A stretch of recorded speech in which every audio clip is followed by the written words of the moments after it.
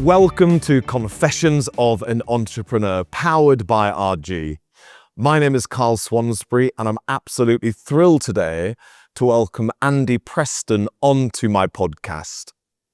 I've known Andy Preston, like I'm sure many of our viewers have done, for a decade or two, as a consequence of him being a very high-profile businessman, investor, and someone who does an awful lot for the Northeast from a charitable perspective. But actually, despite knowing of Andy and despite having met Andy multiple times over the years, I actually have never had the opportunity to sit down with Andy to find out more about his upbringing, his why, the things that inspires and motivates him today as a businessman doing great for great causes locally.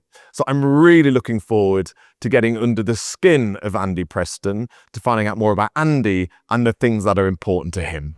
Andy, can I just start by first of all saying how thrilled I am to have you on my Confessions of an Entrepreneur's podcast. I've known you for more than a decade, but actually I've never had the chance to really get to know you. So I'm really thrilled today to spend a little time in your company. Great to be here. Looking forward to it. Let's see what you're going to ask me. Indeed. Yeah. Well, I'd like to start right back at the beginning, Andy, because I know, of course, many of our guests and many of our viewers will know that you are someone who's highly committed to Teesside, but perhaps won't know why. So I'd love to go right back to the beginning. So just tell me a little bit more about where you were brought up, please, Andy. So I was brought up in Middlesbrough, lived in various places across town. What can I tell you about my family? I guess when I was born, we lived in a place called Linthorpe. My dad was a joiner. My mother at that time was a barmaid in the local pub, the Yellow Rose, which some people will know, perhaps, who watch this. And then over time, my dad studied. I went to night school. He became a teacher. And I think that actually tells you something about the family ethos. There was a kind of sense of wanting to improve your life. I wouldn't say better yourself, because a teacher isn't better than a joiner, but perhaps you might have a better life in tears. Perhaps you earn more money, perhaps you'd have a better something or other. And I think that's a little bit, in a small way, that was part of the ethos of the family, was that you should work hard and you should be the best person you can be. Yes. Totally. That makes sense. And how many siblings did you have? So I am the oldest of four. Oh. We lost one of my brothers, Johnny, 4 years ago. But we are still three, very close. And yeah, we all muck on, get on with stuff. And we're kind of different but similar. Yeah, different but similar. And when you say similar, is it the work ethic? Is it the values that you have in common? Definitely, me and my sister are very similar, that we're very energetic. We're always doing stuff. She's more so than me. She just has this energy and passion for doing more and helping more people, and usually saying yes to requests for help and things like that. Whereas as I'm a little bit older, and perhaps got used to saying no and valuing my time. And that came to me with age, actually. When I was younger, I would do everything. And I think I'm a lot healthier and happier now I say no. But I'm getting off the point. My point was, my sister and I are very similar.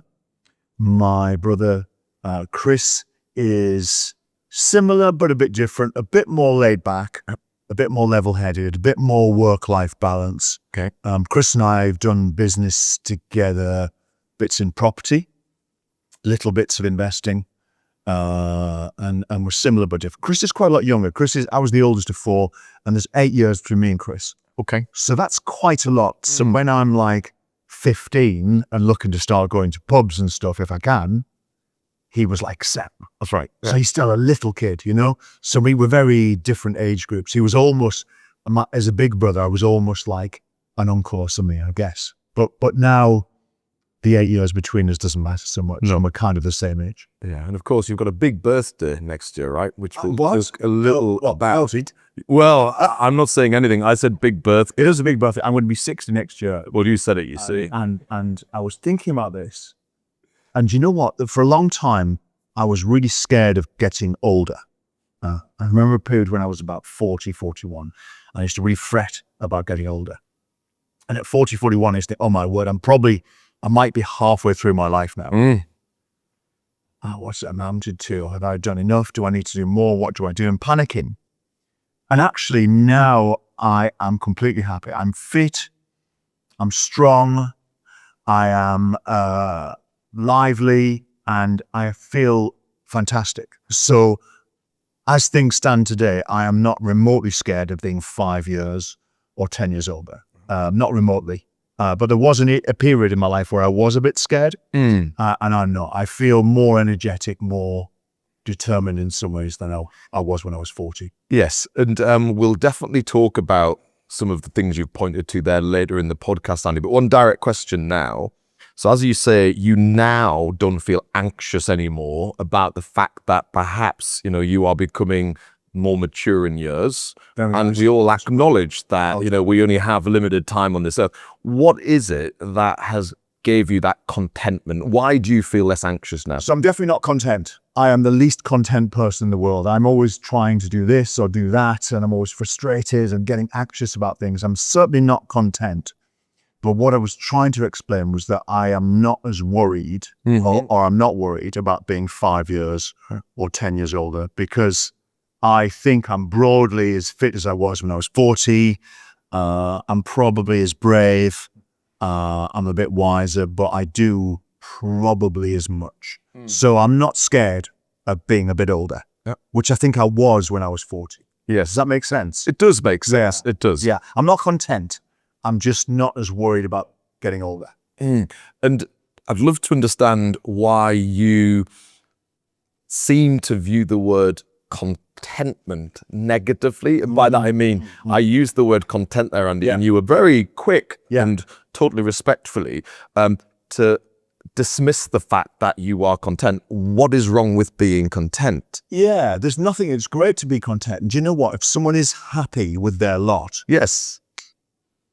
that's literally all you can ask for, right? Yes. If you are happy in your life, that is all you can ask for. Absolutely. I'm not. I never have been, and I don't think I ever will be. It's just not me.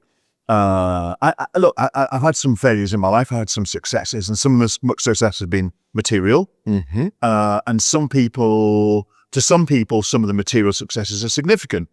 And they would say, "Oh my word, look at that house you live in," or whatever. And how does it feel when you drive up that drive? And I'm like, what, you think I'm like feeling great? No, I'm worried about tomorrow, and I'm terrified of what happens next year. And what if I'm doing this and it doesn't work? And how do I make that happen?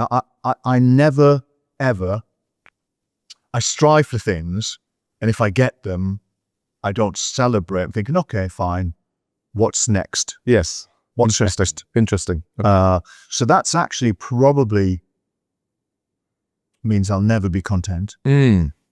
But I wouldn't be content just sitting at home and thinking, oh, this is fine, I'll be happy and calm. Yes. It's just not me. I need to do stuff. Yes. I really need to do stuff.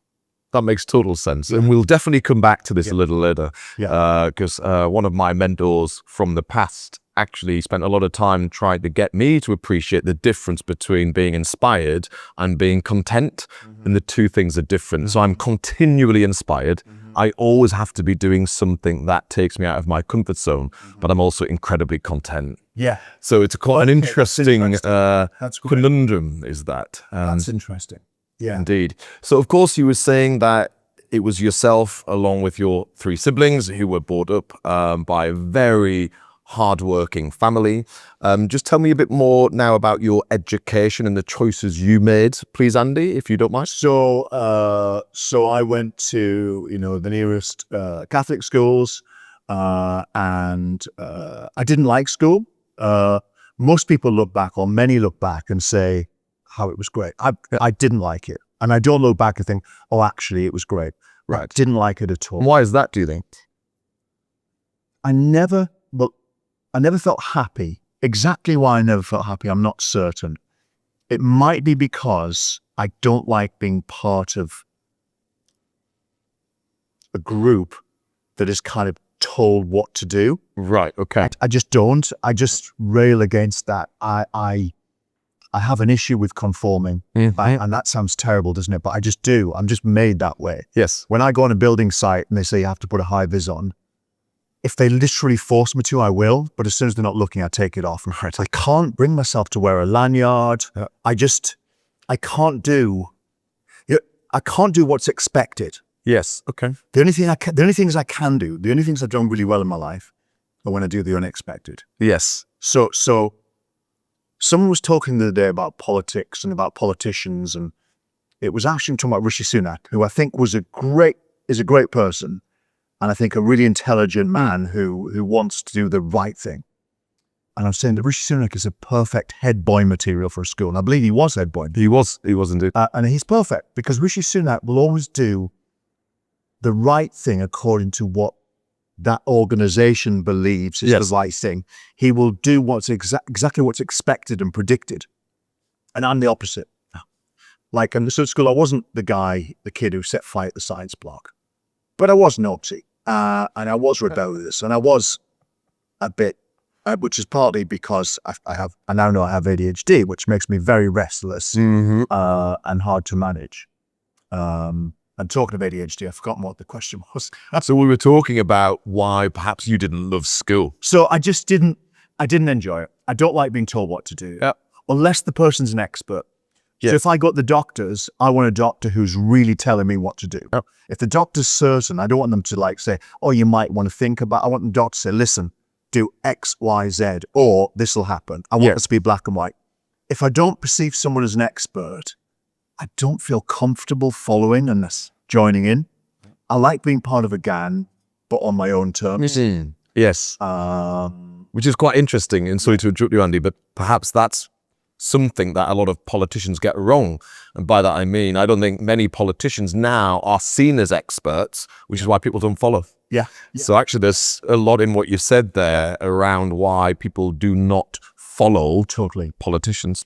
I think what I've learned actually as I've got older, Carl, I do now appreciate that some people are given a role where they have to be the one who sets the rules and tells you what to do.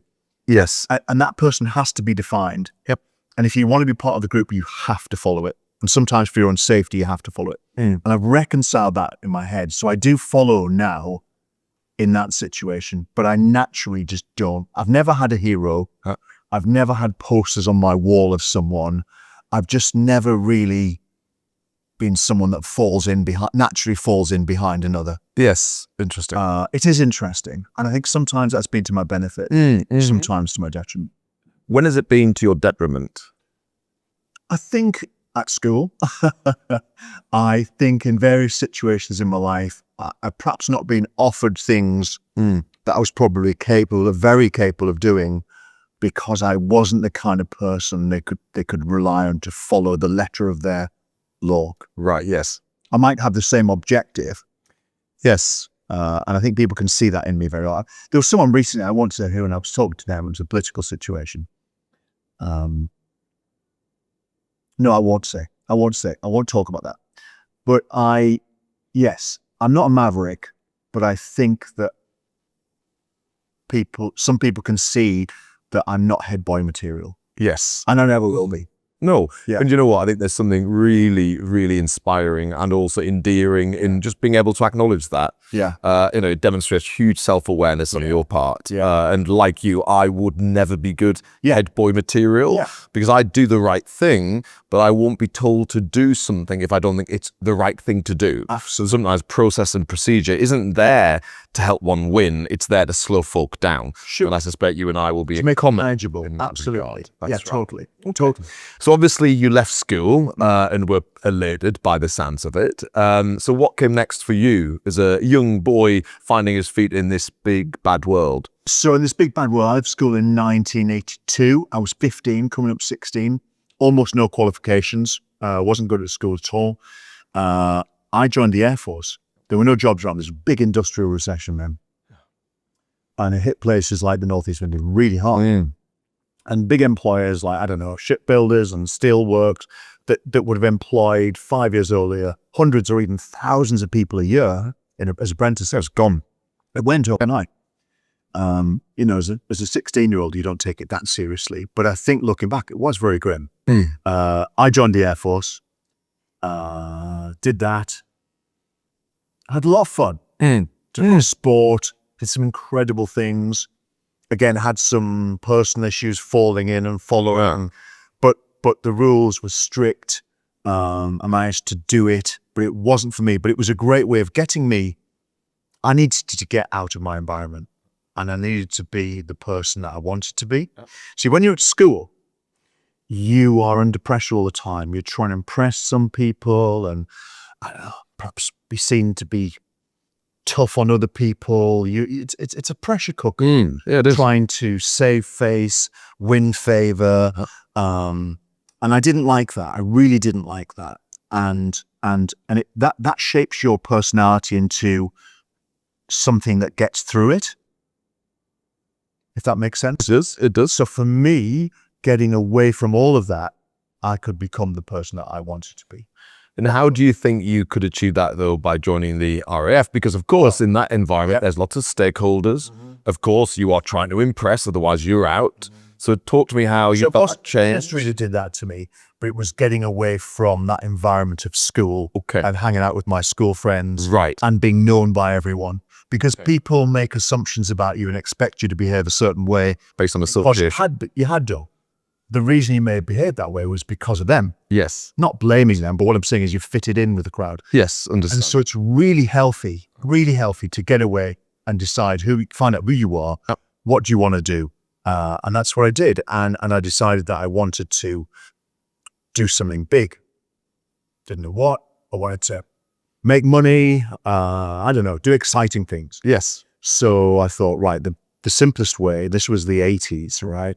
So the simplest way that I could see was getting involved with financial markets. That's what ambitious young men in London seem to be doing, seem to be making huge amounts of money. And I thought, I'm sure I could do that. I'm sure I'd be at least as good as them. So I went to university. I went to night school, went to university, went to Edinburgh University. And then I left there and eventually got a job as a trainee at a stockbroking firm, and then worked my way up from graduate trainee and ended up different places as a managing director. And the last thing I did was I used to build and run trading businesses and a hedge fund for a bank. And that was great. That was incredible, exhilarating, exciting, rewarding, successful, and a lot of the time, and not successful some of the time. And it was an incredible experience.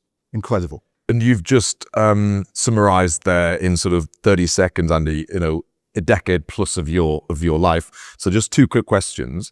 So when you left Edinburgh University, did you know that you were going to become a trader or involved in financial services? Was that the logical next step? That was my goal. Okay. But getting it was really tough. Of course. And was that the reason you went to university, i.e. that was a means to an end? Yes, not quite as prescriptive of that, but that was a goal. Yes. A goal was to study, so I was a graduate, so I could get a greatly increased chance of a much better job. And so that's why I went. And then, as I say, this was the 80s, late 80s, and the exciting career, the whole yuppie thing was an 80s thing. It was all about money, careers, success, and I wanted that. I saw that and I wanted that. We grew up without any money really at home. We sort of got by. We weren't desperately poor, but there was no money, and I always wanted money. I always worked for money. I always did jobs. I always had paper around. Always cut neighbours' gardens. I always wanted money. I used to spend it. I never saved it. I used to spend it, but I wanted to be able to have money to spend. Cool. And so that was a real motivator for me. So working in the city in trading was brilliant. It was everything I dreamed of. It took a long time to get in, but when I got in, it worked out perfectly. And presumably living in London as a trader was quite different to living in Teesside. Just talk to me about how you re-climatized, because chalk and cheese are the two examples there. Yeah, it was a different life. Of course it was. I wouldn't say one was better or worse. Let me give you an example. I'm trying to think. So for periods of my career, there was a period actually, in fact, where I used to go to New York. I'd fly out there every Sunday night. I think it was the VS-17, the Virgin flight, and this car would come pick me up and take me to the Virgin Lounge at Heathrow, and then I'd fly off and land in Newark, I think. Anyway, I'd get to my hotel about sort of like 10 o'clock, 11 o'clock their time, and then I'd be in the office there in New York for, I don't know. This was actually just after 9/11. Right. Okay. Obviously a horrific event that impacted New York in particular horribly. And one of the impacts of that was made New York, Manhattan, and the hotels there really quiet. Yes. And the flights were quiet. Yep. So as a traveler, that was actually a much more enjoyable time to travel. And I was traveling in that era. It was remarkable. Sometimes I'd travel across the USA. And that was strange because I'd always get picked out for security. Airport security was tightened, as you imagine. And I'd be at, I'm trying to think, like Cleveland or something, right? Some like regional airport hub. And we'd all be queuing up to get on the flight to Washington or somewhere. And they come and say, "Excuse me, sir, I see your passport." Yeah, just a random security check. Could you? But it wasn't random. Of course it wasn't. They always picked me because I was the only non-American on that particular flight. It was a strange time. But the life then was, I was a lot of time in New York, a lot of entertaining, a lot of, I suppose, high living in that sense. So, but you know what? I mean, people sometimes think it's like a different world, and it kind of can look like that. But then 2 days later, I'm in the queue at Tesco's, and I'm working out whether to buy that rice or that rice, and I'm working out, is that one per 100 grams 5p cheaper? I'm walking to the tube. People often think that your life becomes very insulated. I think where I've been lucky in my life, it's removed a stress about money. I don't have to worry. I still worry about money, but I don't have to worry about whether I can afford to fix my car. I don't have to worry about whether I can pay to get the roof. I still fret a bit about money, but my life is still very similar. Yes. I'm still queuing up now and then at McDonald's, right? I'm still, going in the shop to buy, whatever. I'm still living a normal life. I'm doing pretty much everything that everybody else does. And I always did, even when I was running hedge funds. But there was another dimension of stuff that perhaps most people don't see. Yes. But I don't think I was still the same person, because I was still the same person queuing up at Tesco. Yes. And on that, how did you make sure that you could still relate to your friends and family in Teesside who still had some of the money worries that you had thankfully distanced yourself from? Well, how do you keep relative? I don't think I deliberately came up with. I think sometimes I did forget, and I'd talk to people and forget that they have a different set of worries. Sometimes. But I was with a friend the other week. I'd seen him for 10 years. He's in London. He was a banker. And he said the first time he knew I was a bit different to some of the others that in our gang, because we were at this private club, I think it's called Home House. And it got to about 11 o'clock one Thursday night, and I'm probably going to go home now. I've got a busy day at work tomorrow. And I said, it is quite funny, but it seemed normal at the time. And I said to the person, the receptionist at this private club, I said, "Is there a bus to Islington around that goes from outside here?" And everyone just thought it was the most bizarre thing. And it is pretty bizarre, actually, because nobody who ever goes there would worry about getting the bus home. They'd have a driver. They'd have a driver, or exactly, or have someone hail them a taxi. Yes. And he laughed and I laughed, that's always been my mindset. I hate spending more money than I need to. I do enjoy some of the finer things, but I will literally, if I'm out with my boys and we're in the high street and they're saying, "Should we go to Costa have a tuna melt?" I'm like, "Yeah," and then I go, "No, let's go home and make a coffee and I'll make you a tuna sandwich and we'll save like £7 each." Yeah. Okay. And that's not me trying to instill something in them. That's just me. I don't like to waste money. Yeah, you want a wasteful person. I'll spend it if it's special. If it's a really great experience. Yes.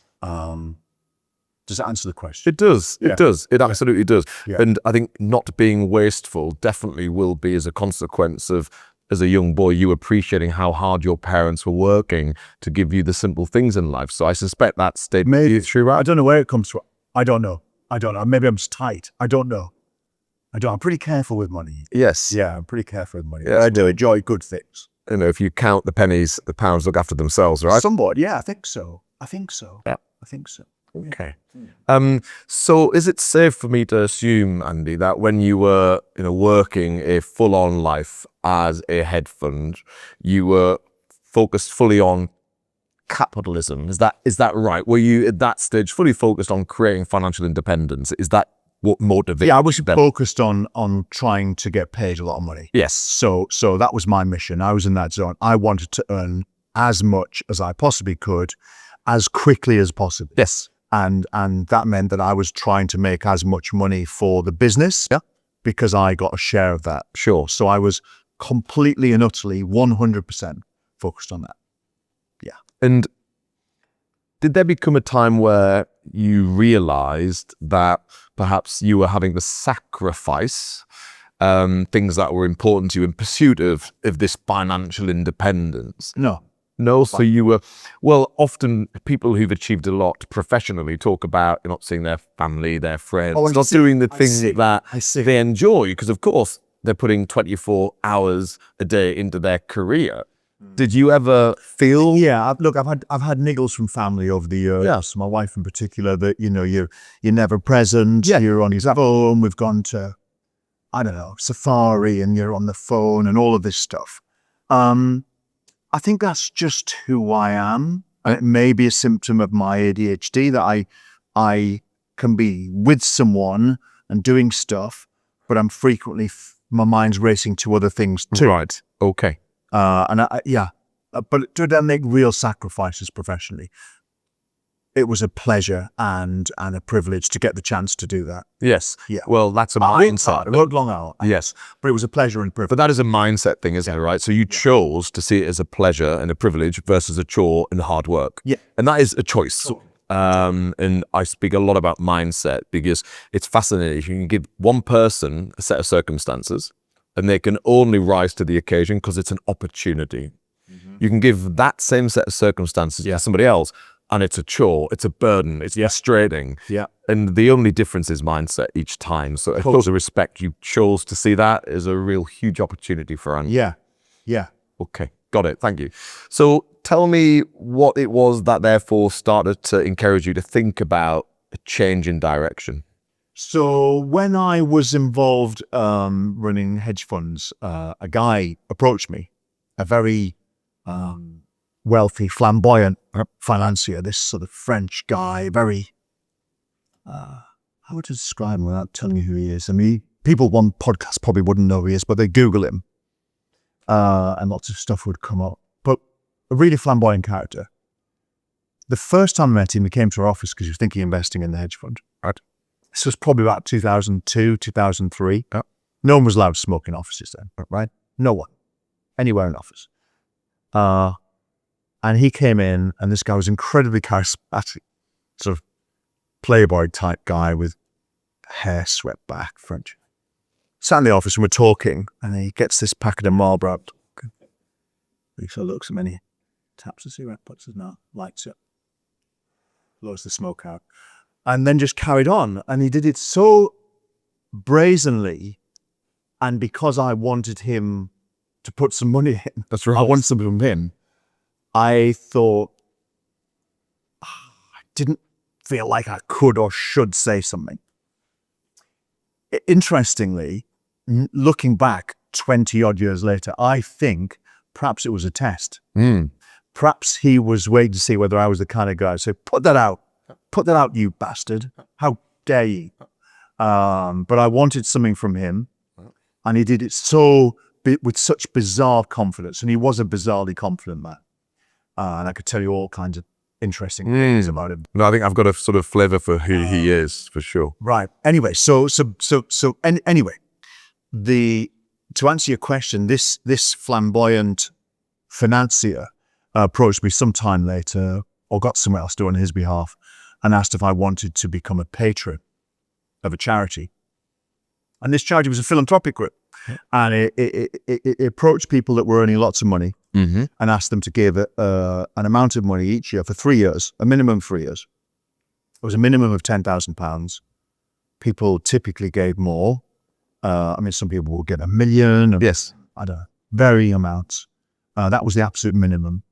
And basically that money was gathered together and it was used to do incredible work all around the world. It bought anti-AIDS drugs. When anti-AIDS drugs were still under patent, they were extraordinarily expensive. So they would buy anti-AIDS drugs and distribute them with official organizations across sub-Saharan Africa, parts of Thailand. It worked hard and closed down dodgy orphanages in a place like India, but built a new one and staffed it and ran it properly. So I got involved with that, and it felt like a privilege to be asked. I'd grown up with a charitable mindset. That was our family's approach to stuff.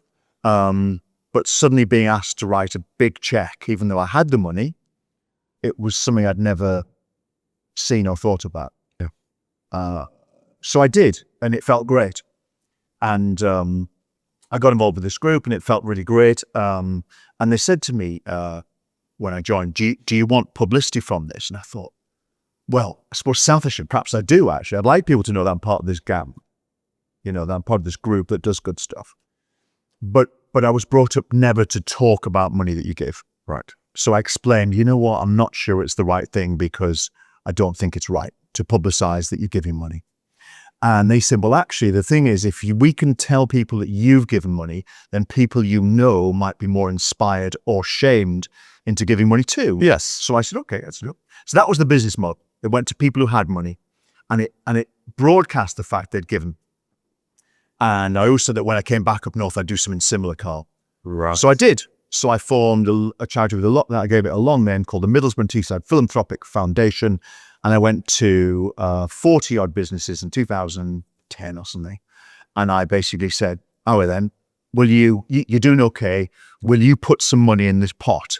And we will support community groups across where we all do business. And of the 40, I think about 31 said yes. Wow. Gave Incredible. £5,000. Some gave more. Yep. I was a donor too. And that charity now has been going for, 14 years or something like that. It's raised about £6 million and it's growing really strong.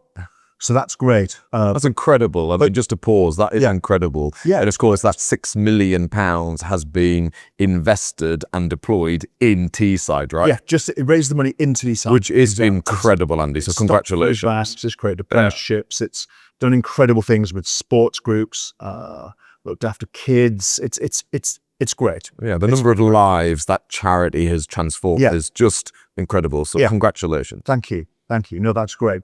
So that was my segue into formally being involved with charities came through this financier guy who wanted smoked in the office when it's clearly forbidden, and interesting guy. Yeah. And then from there, I set up another charity, which you know about. Yeah, indeed. And you did the first official CEO sleep out. Correct, indeed. St. James Park. That's right, which was incredible, despite the venue. Of course, as a Sunderland fan, I must admit, I did feel slightly anxious walking onto the fallow turf at St. James's Park, but for charity. Well, I've got something I was willing to do. A photograph of you sat in the press desk. Gosh. In the stadium with your Sunderland scarf. Actually, with a mate of yours. I can't remember who. That's right. It was Andy Woodhouse. That was Andy Woodhouse. That's right. Good friend. I've got to photograph that somewhere. So then that, and CEO Sleep Out has gone similarly well. From humble beginnings, that's puts on about 15 events a year. And that's national now. National. I've done at Wembley Stadium. Incredible. All sorts. Incredible. And that's raised over 6 million too. Wow. So that's fantastic. Yeah. It's incredible. Incredible. So obviously the flamboyant financier who you met in your hedge fund office, who was smoking inappropriately, he is the person who inspired you to start thinking about how you can do things for greater good. Yes. And of course, you've kindly talked about certain charities that you've set up since and support to this day. And when did you decide to walk away from running a hedge fund? When did you decide that part of your career was done? So I walked away in 2000, at the end of 2005, and it had been an absolute roller coaster 4 years. Incredible. I never had a projection or a target in mind, but it exceeded anything I could have feasibly set. Yes. In many ways. It was just barnstorming, raised just billions, and the performance was great. Performance tailed off in the end. I was always saying to the bank that I wanted more money. Yep. I was quite difficult in that sense. Actually, looking back, too difficult. But while we were making lots of money for the bank pretty much said yes to everything. Yep. And then as soon as it got a bit more difficult, and we weren't making so much money for the bank, or even any, I wasn't tolerated, or my demands weren't tolerated quite as readily. So it was difficult to lead because I was thinking of setting up my own business. Yes. And they were very understandably anxious about that, because even if I hadn't deliberately gone and poached clients, many were relationships of mine. Yes. That might have been very interested in coming with me. So there was a lockout period. And we got round that.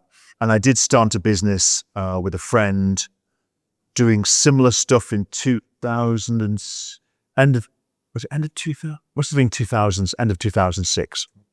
And we started with $50 million of capital from a big European bank and another hedge fund. And we started working with that. I put a little bit of money in. And gradually, what happens is you gradually get more investors to come in. And they were coming in, I think, over about 6 months, we got up to about 120 million, which is your kind of critical point. And then it starts to snowball, as long as you keep that performance going. Yes. And the performance was going just about right, kind of doing that 1% a month-ish return to investors. It was all going swimmingly. And then the financial crisis, started to happen. So the financial crisis that gripped the whole world in 2008 started to severely impact what we did in 2007. It just became horrendous. So we started to backtrack. Investors started to pull some money out, go to less risky things and reallocate money there. So in 2008, we started to unwind the fund. So we couldn't continue. So we started that, closed it down 2008.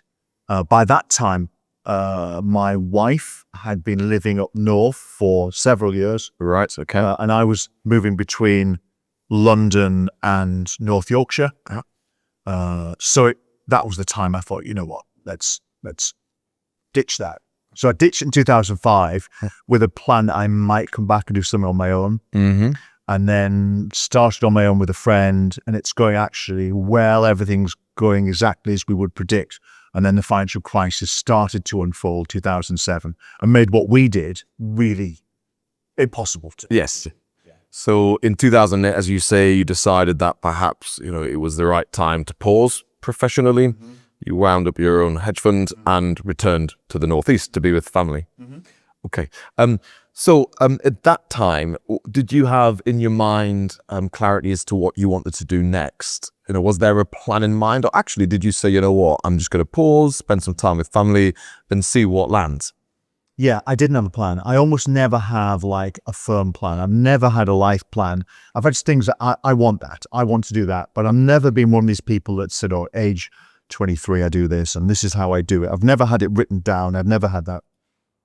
And yeah, I didn't have a goal. But what happened was 2008, I was home. The world's falling apart financially. 2009, I start seeing that commercial property, office buildings, things like that are empty. The prices have halved. Sometimes they've gone down 75%. Excuse me. So I started to buy office buildings and other bits of property here and there. And carried on buying till about 2012. Okay. And then 2017, 18 onwards, started to slowly sell some of that. So I made some okay money doing that. And you were doing that individually? Usually on my own, sometimes with my brother, sometimes with my friend, and sometimes with a couple of other partners. Okay, understand. And say for those property transactions, Andy, were you therefore spending a lot more time at home, not traveling as much, presumably, if that was all in Teesside? All around the Northeast. Yeah, great. So one of the buildings that I bought over near Bolden, some office buildings near Bolden, I'm going over there next. I bought those in about 2010, I think. And they were all empty and unloved, and we improved them and got them let. Awesome. Yeah, I'm going over. We might do some work, so I'm going over to have a look at that. I don't like property. I don't like owning property. I'm scaling out. I don't have huge amounts, but I want to do other things. What I have been focused on, you didn't ask me this, but I'm going to, what I have been focused on for the last year or so is private investing. Yep. Newish, startup-ish kind of businesses, EIS, SEIS.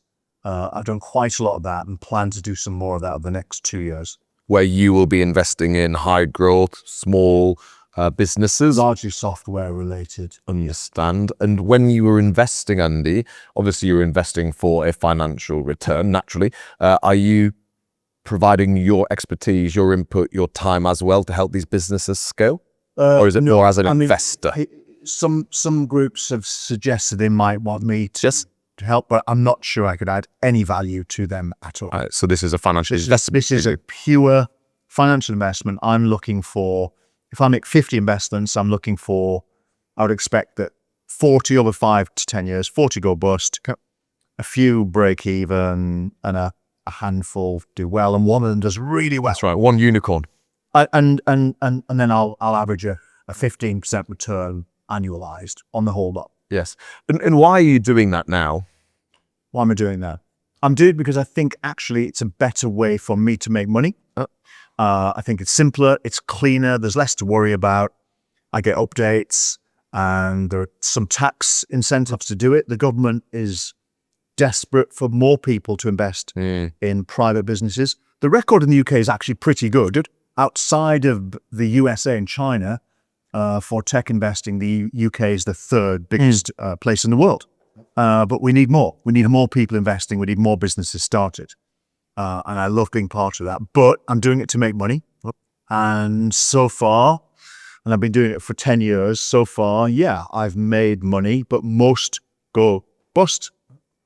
And some do okay, and you get one or two does really, really well. And overall, you make your compound 15% on all of them, plus some tax breaks. Yes. And you mentioned that you think it's a better way of making money. Were you meaning in comparison to property? Yeah, property's a hassle. It's brought with risk. I think the world is changing. I still believe that people will use offices. People have said that there are no going to be no...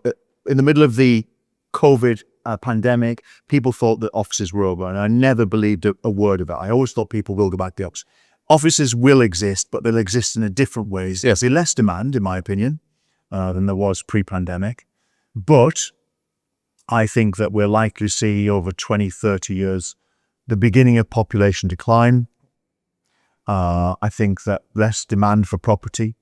I think that residential property will probably start to fall in value nationally, with certain exceptions. I think prime areas in the biggest cities will likely do okay. But peripheral locations and cities will struggle as population declines. We've already got examples of population decline in places like Italy and Japan. The rural places have struggled most. Places without the infrastructure. Young people and people with families tend to move more towards the cities where there are the schools, the infrastructure. Yeah. And as more people leave the smaller towns and cities, there's even less reason to maintain a hospital there. Absolutely right. So that's what's likely to unfold unless we get a pickup in birth rate. That's what's likely to unfold in the UK. So I wouldn't want to be buying residential property anywhere but prime London at the moment. Yep. Even then, I don't think it's the same bet that it was. So I see property as full of hassle.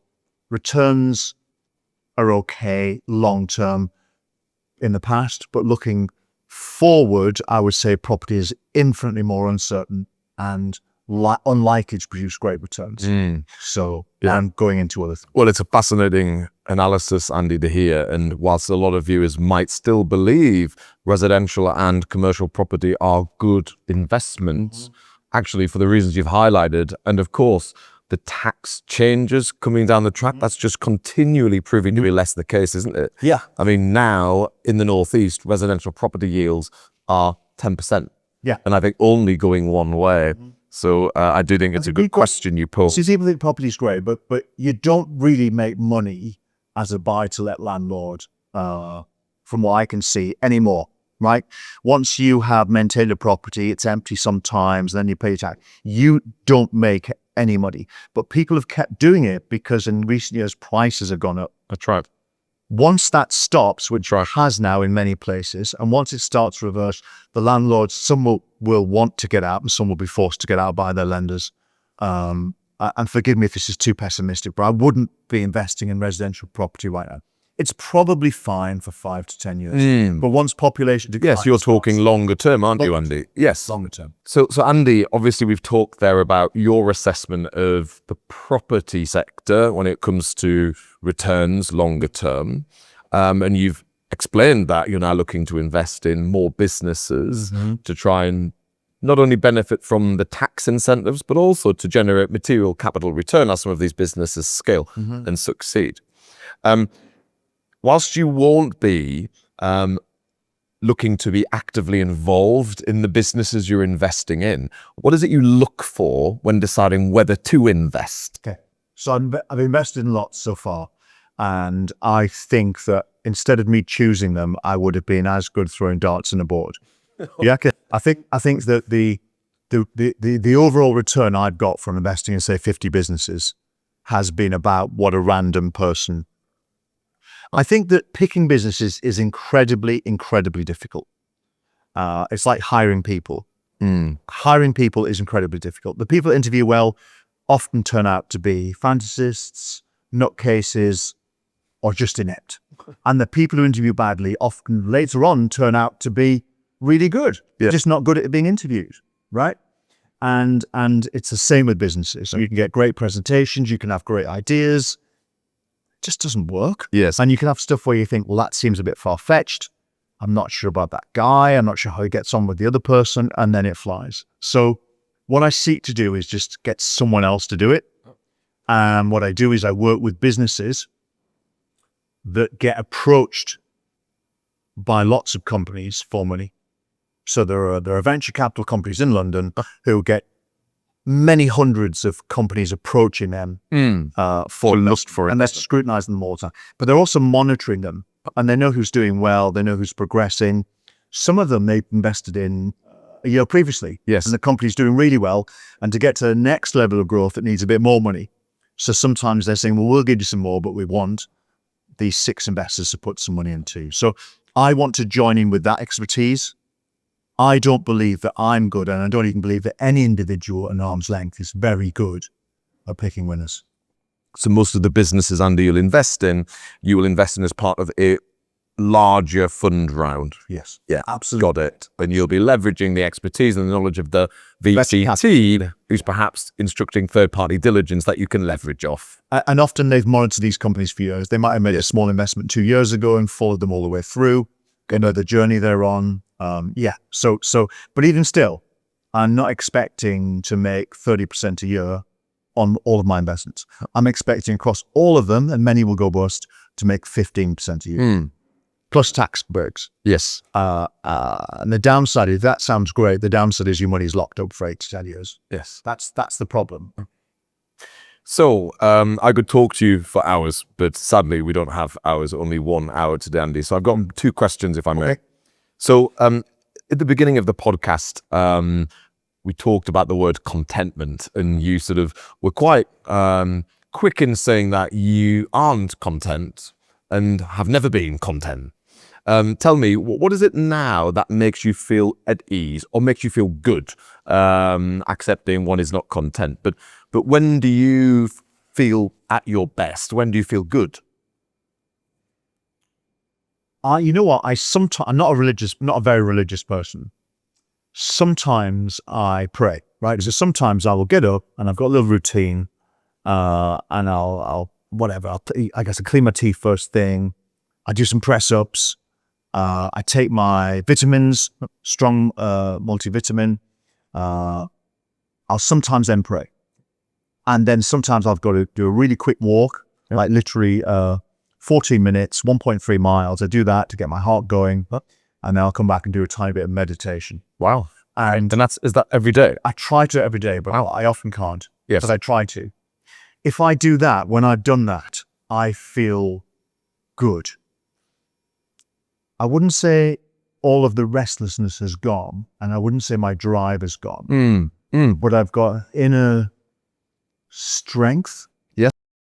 I don't know if I'd call it contentment, but I have an inner something which makes me a little bit less anxious, a bit more focused, a bit more, right, I'll go and do that. Instead of me thinking, oh my word, I haven't done that, I need to do it. I'm thinking, I need to do that now. I'll do it, then I'll move over this, then I'll do that. Yeah. And there's I'm describing something that's not contentment, but I'm describing something that is focused, resilient, relatively calm. Yes. Does that make sense? It does. It does. And see, I think of contentment as sat in an armchair thinking, oh yeah, everything's great. I don't have to do anything. Life's good. Don't need to achieve anything. I see contentment as that. Yes. Almost a resignation. Yes. I know I could not see that the way you use the word. Yeah. That's right. And of course, contentment is happy. Yeah. And I think being happy is important. Otherwise, what's the point? Yeah. If contentment is happiness, then we should all aspire to have contentment. Yes, we should. I'll never have it. No. But yeah. No, I respect that. I respect that. And let me ask, so you mentioned your morning routine there, Andy, which involves prayer, meditation, exercise. What do you think specifically you get out of prayer and meditation that gives you that ability to be at peace or feel calm? What specifically do you achieve from that?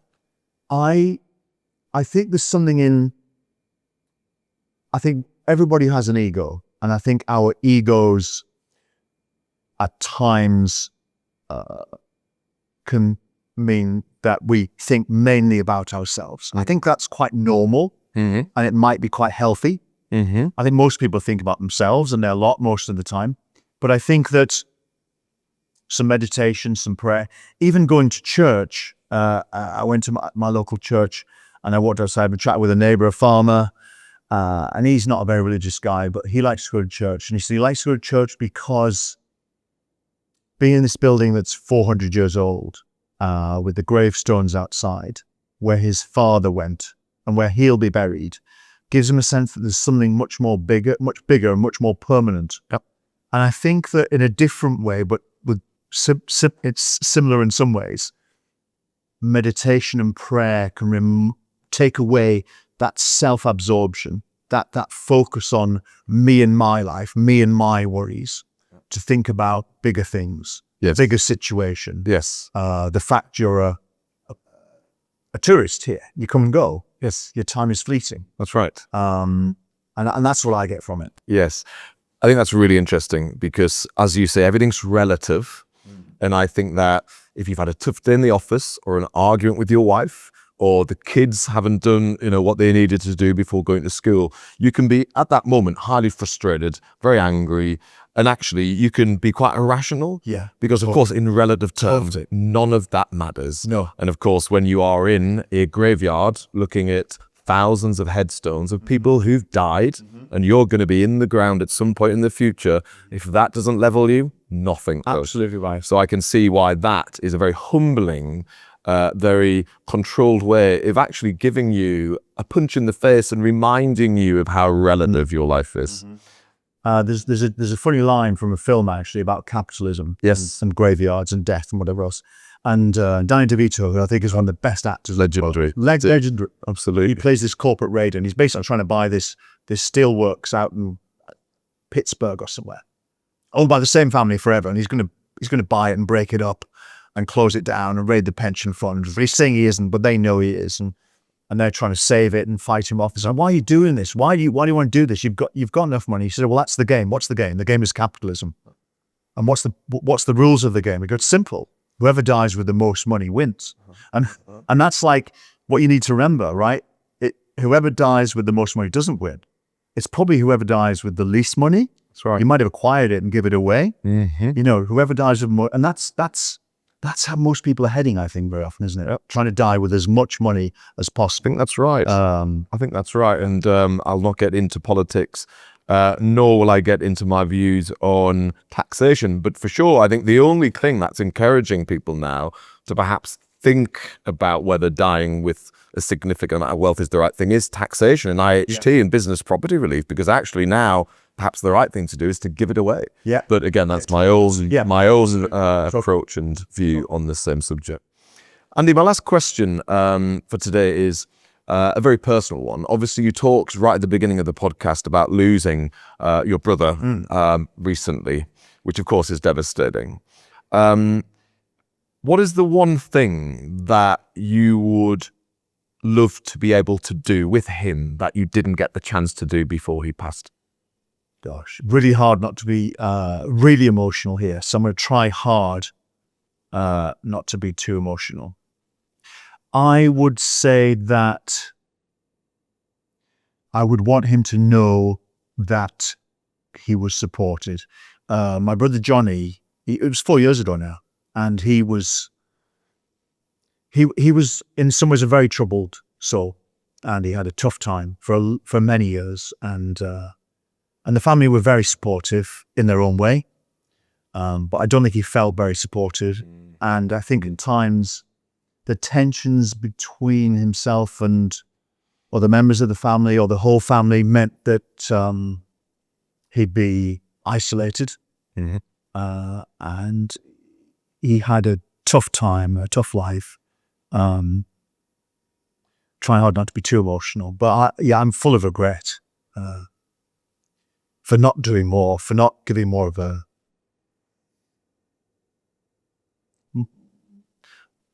being more obvious in my support, being more clear. I did support, but I if I had my time again, I would push harder with support, even though he said he didn't want it very often, but I think he did.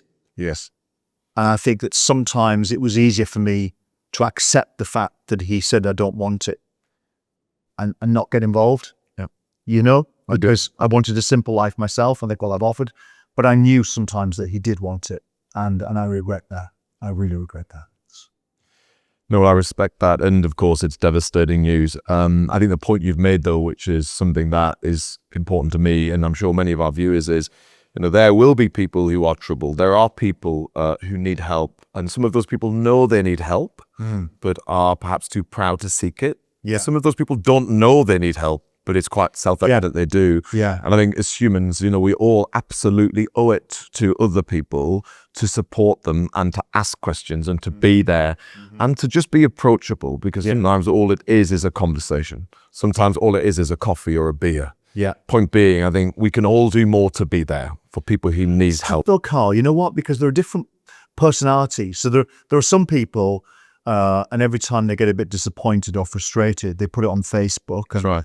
Oh, life's so cruel, or you can't trust anyone. And everyone's like, oh, you okay, hon? And they're trying to sucker in some support for some minor issue. Yes. But yet there are other people suffering huge things, and it's very hard to find the right balance. Yes, I agree.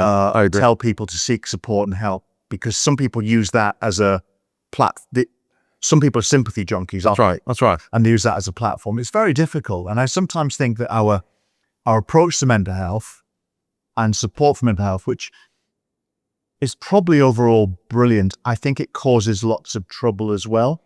I think it causes lots of problems. There's a bit of a cult of mental health where someone who says, yes, I'm struggling at the moment, I have to admit, everyone says, oh, you're so brave, well done. Yep. And I'm not sure that actually does society and the people a lot of good, because I suspect very often the people who say they're struggling aren't the ones that are really, really struggling. And we need to find a way of reaching the people who are desperate. Yep.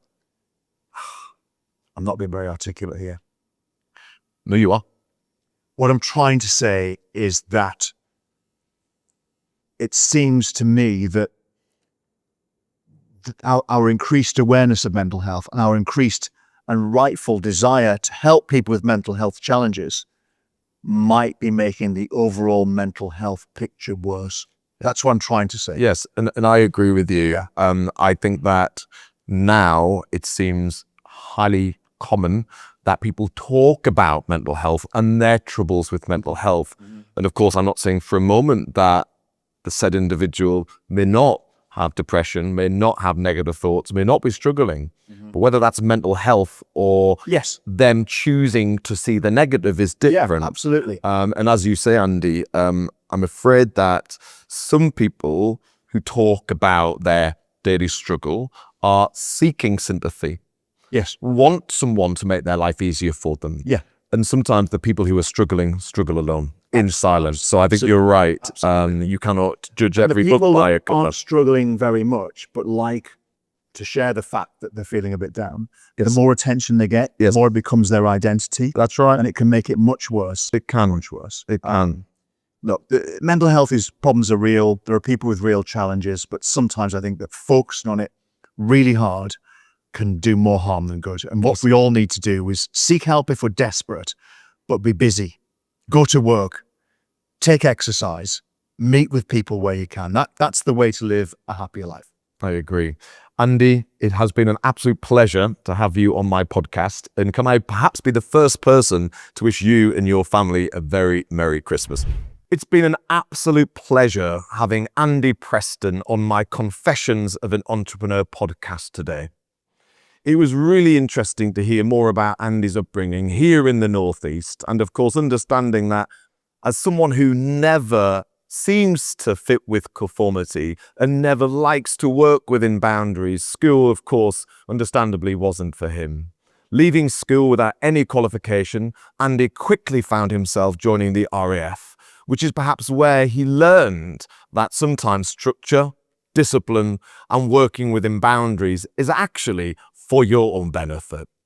Of course, after the RAF, Andy decided to pursue an academic qualification, which of course is why he decided to go to Edinburgh University to get a degree before becoming a very, very successful, highly acclaimed, highly notable hedge fund manager. Andy spent many years working in London, traveling internationally as a very successful hedge fund manager before deciding on the back of the financial crisis to pause and spend more time back in the Northeast, not only doing the things he enjoys, which of course absolutely includes supporting his family, but also supporting local businesses and local charities. Since then, Andy has dedicated such a significant amount of his life supporting local charities and setting up two significant charities, including the Teesside Foundation, which of course is all about raising money for local charities who help people day to day better their lives and to give them a more significant platform to live a wholesome, content and successful life. Andy, I thank you, as do I'm sure all of our viewers, for all of the phenomenal work you have done and continue to do for charities here in the Northeast and further afield. Obviously on the podcast, Andy did talk a little bit about the passing of his brother only 4 years ago, which of course, whilst devastating, perhaps has inspired Andy and I'm sure his broader family as they start to understand the relativity of life and the fact that we are all here for a short time. And therefore, perhaps that does tell us a little bit about what drives Andy, because from a very young age, he's always wanted to achieve as much as possible in the shortest possible time frame, taking no one or nothing for granted. And whilst, of course, his brother only passed 4 years ago, I do think that Andy's absolute zest for life and hunger to make the most of the opportunity ahead of him is something perhaps us all could take some benefit from. I think the final thing I'll take away from the podcast today was Andy's openness around the fact that whilst he has achieved success in and out of business, actually he does so not in a prescriptive way. He doesn't overthink things. And actually, what he seems to have done very successfully is put himself in the right place at the right time often enough. And by surprise, perhaps, his good fortune seems to be something that has been consistent throughout his life. It has been brilliant to spend some time with Andy, who can only be described as a very charismatic, energetic, can-do guy who wants to make the most of the opportunity given to him. And therefore, for sure, I hope there is a lot that each of our viewers can take away from the podcast today. You have been watching Confessions of an Entrepreneur. This is our last podcast for 2025. And of course, you can download this or any other podcast from our series from wherever you download your podcasts from. But for now, I'd love to thank you, our viewers, for joining us this year on all of our Confessions of an Entrepreneur podcasts. I wish you and your family a very merry, very warm, and very enjoyable Christmas. Please enjoy your time out and try and perhaps reflect on your successes and plan for what will only be, I'm sure, a prosperous 2026. But for now, thanks again, Merry Christmas, and we look forward to seeing you on future Confessions of an Entrepreneur podcasts.